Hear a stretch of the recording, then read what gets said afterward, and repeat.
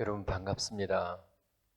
하나님께서 오늘 우리에게 주시는 축복의 말씀 고린도전서 13장 4절부터 7절까지를 통해서 사랑은 교만하지 않습니다. 이런 제목으로 은혜의 말씀을 나누기 전에 본문의 말씀을 함께 깊이 마음에 새겨 받들어 읽겠습니다. 사랑은 오래 참고 사랑은 온유하며 시기하지 아니하며 사랑은 자랑하지 아니하며 교만하지 아니하며 무례히 행하지 아니하며 자기의 유익을 구하지 아니하며 성내지 아니하며 악한 것을 생각하지 아니하며 불의를 기뻐하지 아니하며 진리와 함께 기뻐하고 모든 것을 참으며 모든 것을 믿으며 모든 것을 바라며 모든 것을 견디느니라. 아멘. 요한일서 4장 10절입니다. 사랑은 여기 있으니 우리가 하나님을 사랑하는 것이 아니요 하나님이 우리를 사랑하사 우리 죄를 속하기 위하여 화목제물로 그 아들을 보내셨습니다. 과연 우리가 먼저 하나님을 사랑하게 된 것이 아니고 하나님이 먼저 우리를 사랑하셨습니다. 그래서 찬송가 90장 1절의 가사 이렇게 되어 있습니다. 주 예수 내가 알기 전 날 먼저 사랑했네. 그 크신 사랑 나타나 내 영혼 거듭났네. 그 크신 사랑이 우리에게 어떻게 나타났습니까? 빌립보서 2장 5절로부터 8절에 잘 기록되어 있습니다. 너희 안에 이 마음을 품으라. 곧 그리스도 예수의 마음이니 그는 근본 하나님의 본체시나 하나님과 동등됨을 취할 것으로 여기지 아니하시고 자기를 비워 종의 형체를 가지사 사람들과 같이 되셨고 사람의 모양으로 나타나사 자기를 낮추시고 죽기까지 복종하셨으니 곧 십자가에 죽으십니다. 하나님의 사랑은 자기를 비우심으로 나타났습니다. 하나님의 사랑은 종의 모습으로 나타났습니다. 하나님의 사랑은 자기를 낮추심으로 나타났습니다. 하나님의 사랑은 심지어 십자가에 죽기까지 복종하심으로 나타났습니다. 과연 자기 마음을 비우는 그것이 사랑이라고 한다면 그 사랑에 교만이 있을까요? 또 상대를 위해서 내가 상대를 섬기는 종이 되는 것이 사랑이라고 한다면 그 사랑에 교만이 있을까요? 또 상대를 높이고 자기를 낮추겠다고 하는 그것이 사랑이라고 한다면 그 사랑에 교만이 있을까요? 심지어 상대를 위해서 십자가에 못 박혀 죽기까지 복종하는 것을 두고 사랑이라고 한다면 그 사랑에 교만이 있을까요? 그러므로 이렇게 말할 수 있습니다. 사랑에는 어떠한 경우에도 교만이 자리할 틈이 없다. 만일 우리가 하나님을 믿는다 혹은 사랑한다고 하면서 그 하나님 앞에 교만하다고 하면 어불성설, 그 자체로 이미 거짓말입니다. 베드로전서 5장 5절입니다. 하나님은 교만한 자를 대적하시되 겸손한 자들에게 은혜를 주시느니라 했습니다. 이때 교만하다, 대적하다고 하는, 교만하여 대적하다고 하는 말, 헬라어로 안티타소는 누구누구와 싸우다고 하는 뜻의 전투 용어입니다. 하나님이 아말렉을 대적했습니다. 그래서 사울 왕에게도 명령하시죠. 아말렉을 진멸하라. 마찬가지입니다. 교만한 사람은 아말렉처럼 진멸당할 수밖에 없는 하나님의 원수입니다. 따라서 제 아무리 설교를 잘하고 제 아무리 능력이 나타나고 제 아무리 귀신이 쫓겨나고 제 아무리 능력이 나타나고 또 제 아무리 방언을 하고 환상을 보고 구제하고 또 봉사를 하게 될지라도 일단 그가 하나님 앞에서 교만하다고 하면 그는 하나님과 아무런 상관이 없습니다. 주님 다시 오시는 그날 주님께서 그에게 이렇게 말씀하실 겁니다. 내가 너희를 도무지 알지 못하니 불법을 행하는 자들아 내게서 떠나가라. 자, 그렇다면 교만하다는 뜻은 무엇일까요? 그 첫째는 하나님 없이도 살 수 있다고 하는 생각이나 말이나 태도가 바로 교만입니다. 하나님을 의존하지 않고도 충분히 독립적으로 살아갈 수 있다고 여기는 불신앙, 믿음 없음, 그것이야말로 교만 중에 교만이다 그 말입니다. 여러분, 왜 하나님은 열흘이면 좋게 들어갈 수 있는 가나안 땅에 곧바로 인도하지 않고 광야에서 무려 40년 동안이나 살도록 하셨을까요? 신명기 8장 3절로부터 4절입니다. 네 하나님 여호와께서 이 40년 동안 내게 광야길을 걷게 하신 것을 기억하라. 이는 너를 낮추시고 너를 시험하사 내 마음이 어떠한지 그 명령을 지키는지 지키지 않는지 알려 하심이라. 너를 낮추시며 너를 주르게 하시며 또 너도 알지 못하며 내 조상들도 알지 못하던 만나를 먹이신 것은 사람이 떡으로만 살 것이 아니요 여호와 입에서 나오는 모든 말씀으로 사는 줄을 내가 알게 하려 하심이라. 광야에서 하나님은 이 백성을 낮추심으로써 철저하게 하나님을 의지하게 하셨습니다. 마치 품 안에 어린 아이가 그 부모를 의지하듯이 하나님만 의지하는 훈련을 40년 동안 받게 하시고 그렇게 몸에 밴 마음, 하나님만 의지하는 그 마음으로 약속의 땅에 들어가 살게 하신 것이죠.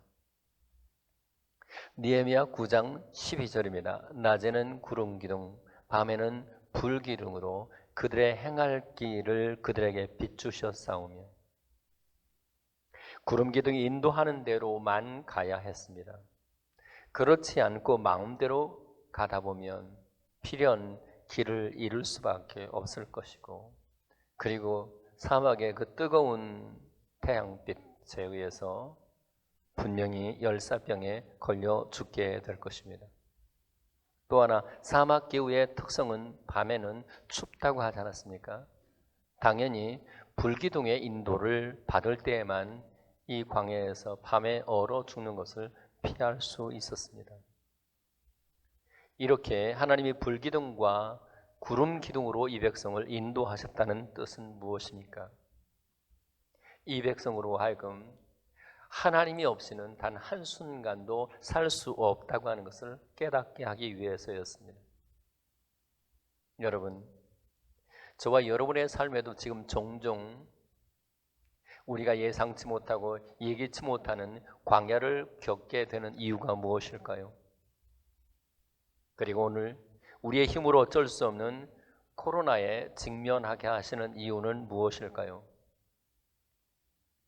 이번 코로나 앞에 인류가 가지는 과학 기술의 한계가 여실히 드러나고 있습니다.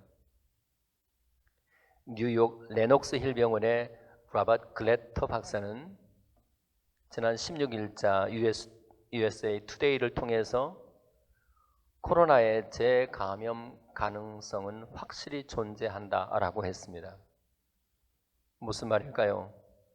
코로나에 걸려서 완치되었던 사람이 다시 감염될 수 있다고 하는 것이고, 그렇게 재감염이 되면 그 증세가 이전보다 더 심하다고 하는 것입니다. 전염병 학자 데니엘 그래핀 박사도 3월 달에 코로나에 감염되었다가 완치되었던 환자가 넉 달 후에 다시 고열과 오한으로 입원했고 그에게 항체가 거의 감지되지 않았다고 했습니다. 과연 이 코로나를 우리는 어떻게 극복할 수 있을까요? 우리는 지금 어쩌면 인간의 한계에 직면해 있는지도 모릅니다. 왜 우리가 이런 일을 만나게 되었을까요? 제발이지 하나님 앞에 겸손하라는 뜻입니다. 제발이지 하나님 앞에 교만하지 말라는 것입니다. 그리하여 이제 이후로 매 순간 주님이 없이는 살 수 없다고 하는 고백을 하면서 주님만 의지하면서 살라는 뜻입니다. 찬송가 292장 1절의 가사입니다. 주 없이 살 수 없네 죄인의 구주여, 그 귀한 피로, 그 귀한 보배 피로 날 구속하소서. 구주의 사랑으로 흘리신 보혈이 내 소망, 나의 위로, 내 영광 됩니다. 그렇게 하나님 앞에 겸손해진 사람, 주 없이 살 수 없다고 고백하는 사람들에게 필연적으로 나타나는 모습은 쉬지 않고 기도하게 됩니다. 마치 호흡이 끊어지면 죽게 되는 것처럼 쉬지 않고 주님께 기도하게 되지. 걸어갈 때에도 기도하고, 운전할 때에도 기도하고, 밥을 지을 때에도 기도하고, 설거지할 때도 기도하고, 대화할 때도 기도한다고 하면 그는 온전히 주님을 의지하는 주님 앞에 겸손한 사람이라고 할 수 있고, 그 사람이 겸손히 주님 앞에 주님을 의지하며 기도하는 그 사람이 참으로 주님을 사랑하는 사람이라고 할 수 있을 것입니다. 무엇보다도 이 광야와 같은 삶에서 우리가 이 세상을 살아가는 힘은 말씀에 있다고 하는 것을 깨닫는다면 그 사람이야말로 하나님을 사랑하는 사람이요, 그 사람이 하나님 앞에 겸손한 사람이라고 할 것입니다. 진실로 우리는 사람이 떡으로만 사는 것이 아니고 여호와의 입에서 나오는 말씀을 먹을 때만 살게 된다고 하는 것을 여러분 진실로 믿고 있습니까? 그것이 믿어짐으로 말씀을 내 양식으로 먹는다고 하는 것은 말씀이 육신이 되신 예수 그리스도를 양식으로 삼는다는 뜻입니다. 예수님을 내 인생에, 내 영혼의 유일한 힘으로 삼는다는 뜻입니다. 그래서 주야로 주의 말씀을 묵상하고, 어느 때든지 우리 주 예수님을 묵상하고 있다면 그 사람은 틀림없이 주님을 사랑하는 사람이요, 바로 그 사람을 두고 하나님 앞에 겸손한 사람이라고 할 수 있습니다. 그런데 말씀을 듣고 말씀 읽고 말씀 묵상하는 마음이 없다고 하면 그는 하나님을 사랑하는 사람이 아닙니다. 그가 혹시 하나님을 사랑한다고 할지라도 그것은 사랑하는 척할 뿐 거짓입니다. 그런 사람, 분명히 하나님 앞에 교만한 사람일 가능성이 많습니다. 양식을 먹지 않으면 죽게 되는 것처럼 하나님의 말씀이 없으면 나는 죽습니다. 이 마음이 오늘 우리에게 있다고 하면 그 사람은 분명히 하나님을 사랑하는 사람이요, 하나님 앞에 겸손한 사람이라고 할 수 있습니다. 부디 어느 때 어느 순간에든지 예수님이 없이는 살 수 없습니다라고 하는 이 겸손한 마음으로 하나님을 사랑하는 고백이 계속 이어지기를 예수님의 이름으로 축복합니다. 두 번째 교만하다고 하는 뜻은 자기 자신을 작게 여기는 마음이 없다는 뜻입니다. 이미 서두에 언급한 것처럼 하나님이신 예수님은 자기를 비워 종의 형체를 가지고 이 땅에 오셨다고 했습니다. 하나님이신 그분이, 위대하신 그분이 자기를 작게 여기신 이것이 우리를 향하신 주님의 사랑이었습니다. 그렇다면 주님을 사랑하는 우리는 더욱더 우리 자신을 작게 여기는 것이 마땅하지 않습니까? 그런데 그거 아십니까? 우리가 우리를 작게 여길 때에 그때 주님이 우리를 높여주신다는 사실 말입니다. 사무엘상 15장 17절에 이렇게 기록되어 있습니다. 사무엘이 이르되 왕이 스스로 작게 여길 그때 이스라엘 지파의 머리가 되지 아니하셨나이까.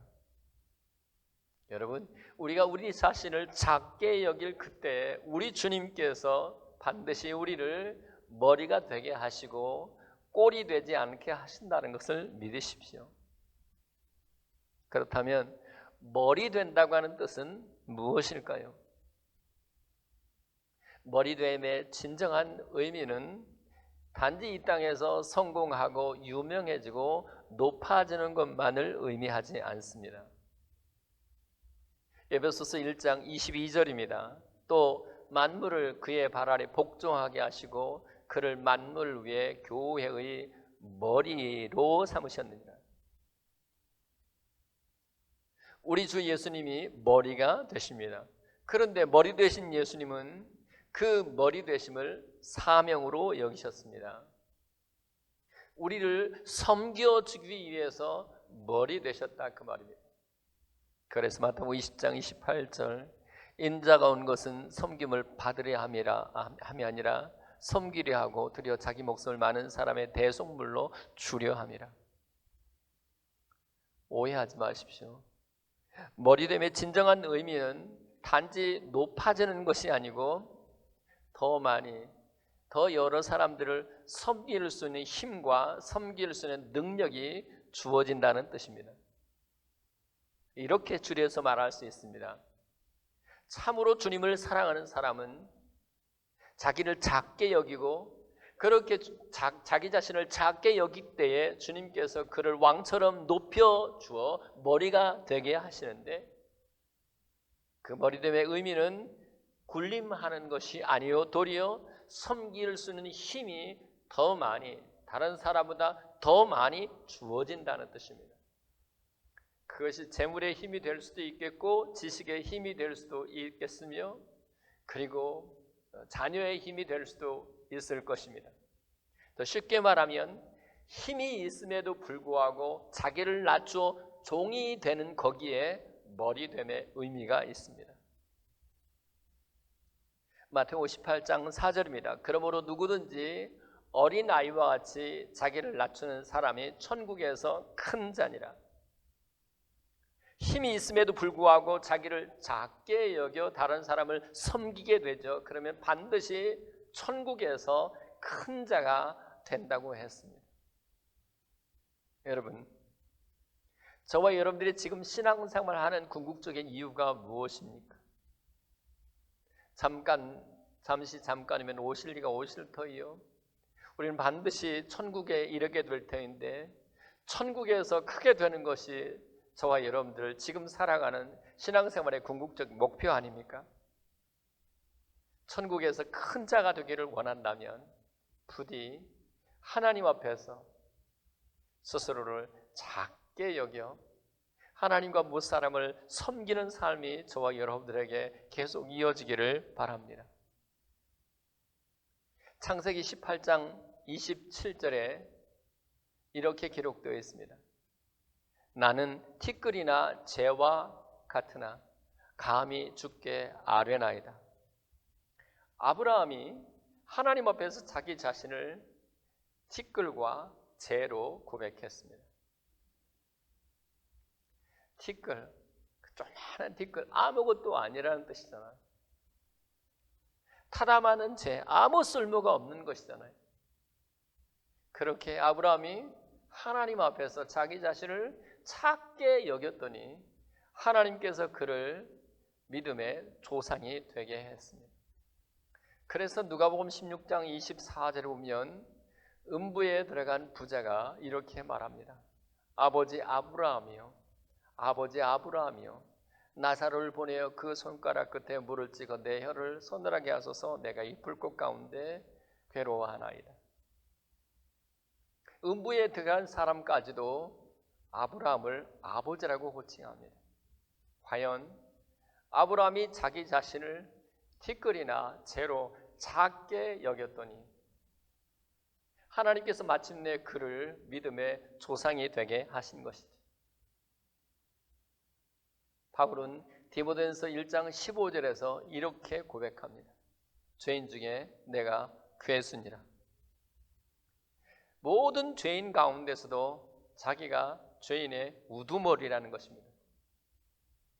그런데도 주님은 용서하시고 주님의 자녀가 되게 하셨으니 그 하나님의 사랑 앞에 어떻게 교만할 수 있겠는가 하는 것이죠.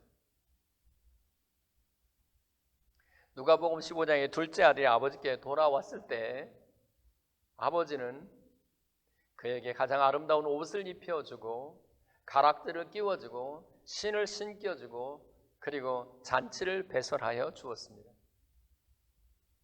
그때 그 전에 물론 누가복음 15장 19절에 보면 둘째 아들이 이렇게 고백합니다. 나를 품꾼의 하나로 보소서 하리라. 여기 겸손함이 있습니다. 도무지 교만할 수 없는 것입니다. 명백히 자기 자신의 정체성은 아버지의 아들인 것이 맞아요. 그러나 그는 언제든지 품꾼의 하나처럼 겸손할 수밖에 없습니다. 왜죠? 죄인의 괴수와 같은 나를 용서하시고 받아주신 그 사랑이 극진하기 때문입니다. 그리고 그 사랑 앞에 어떻게 교만할 수 있겠습니까? 그래서 말씀하는 겁니다. 사랑은 교만하지 아니하며. 이제 깊이 생각해 보십시오. 여러분도 저도 죄인의 괴수요, 그리고 지옥을 피할 수 없었습니다. 그런데 십자가에 나타난 주님의 사랑으로 그 지옥에서부터 벗어나게 하셨습니다.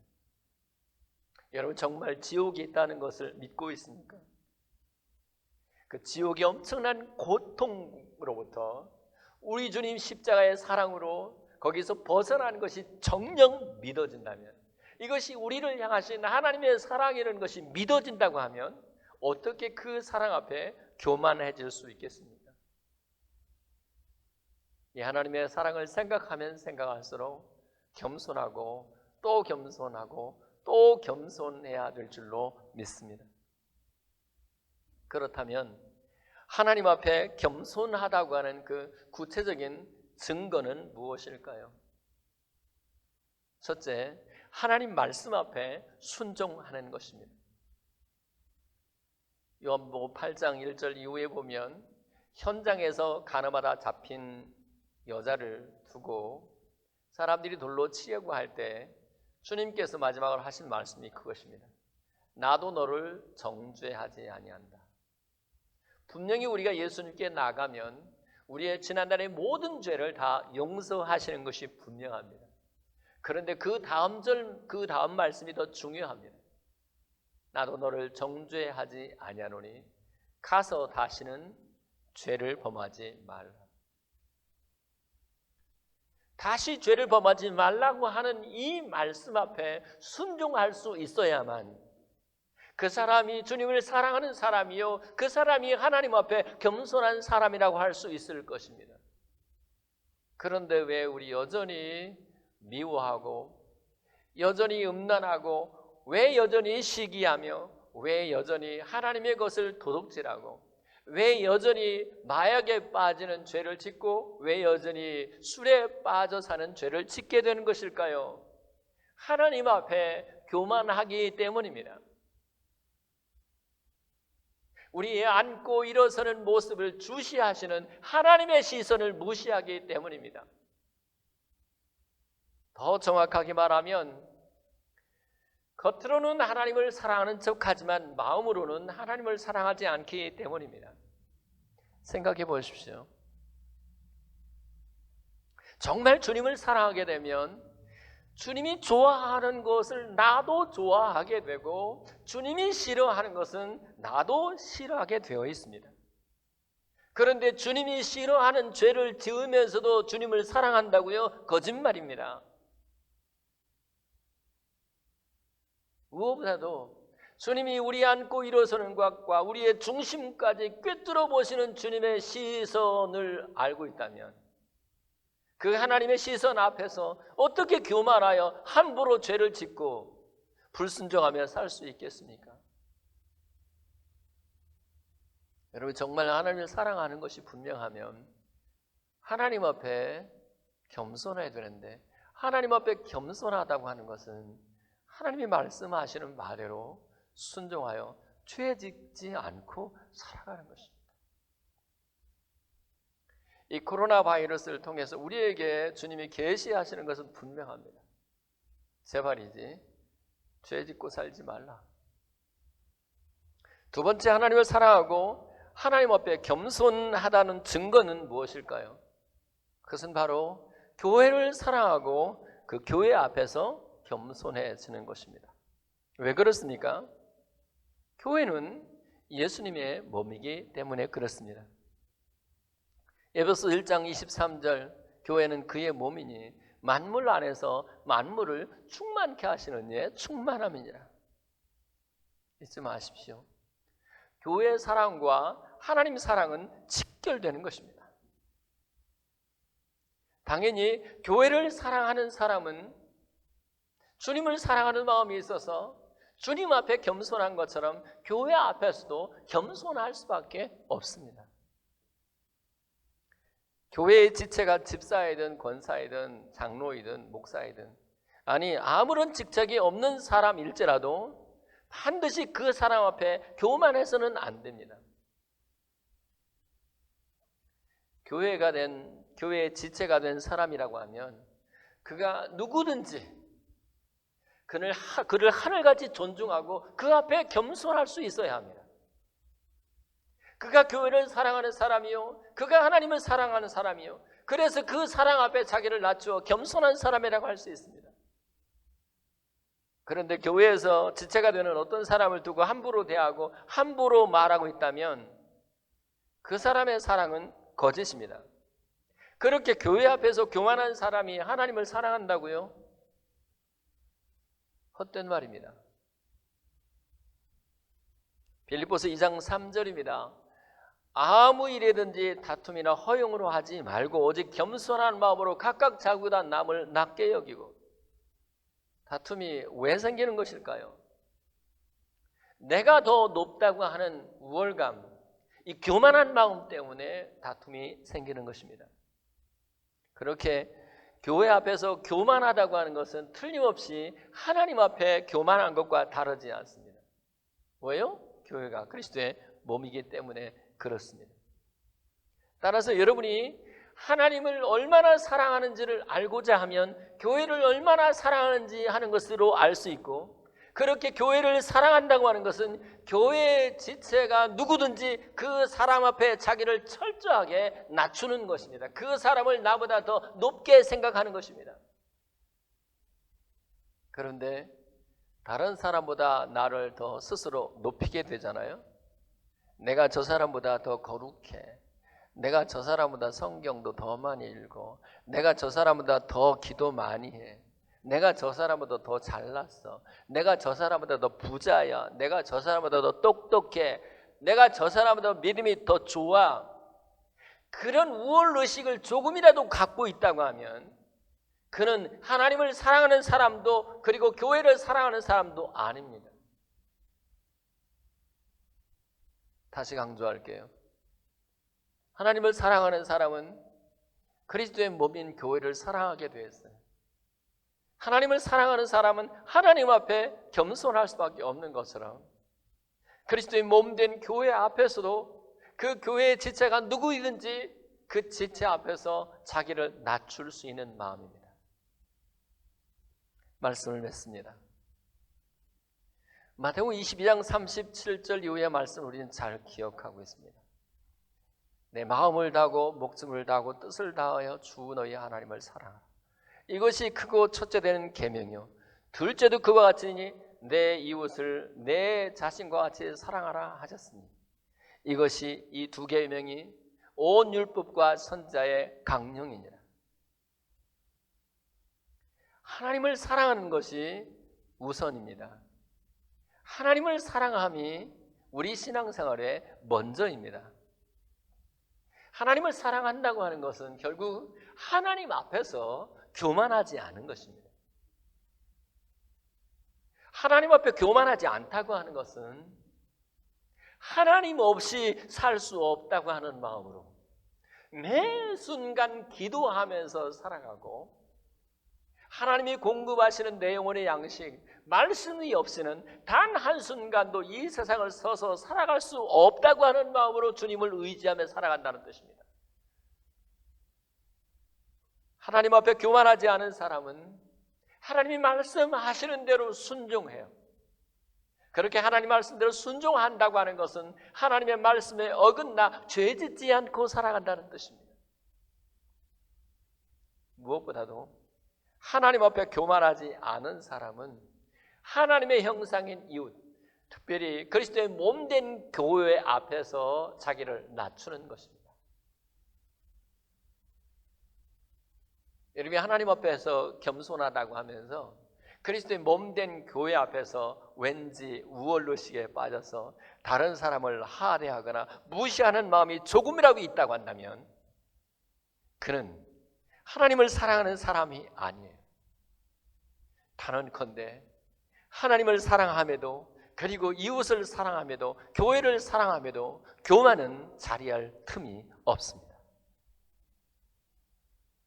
기도합시다.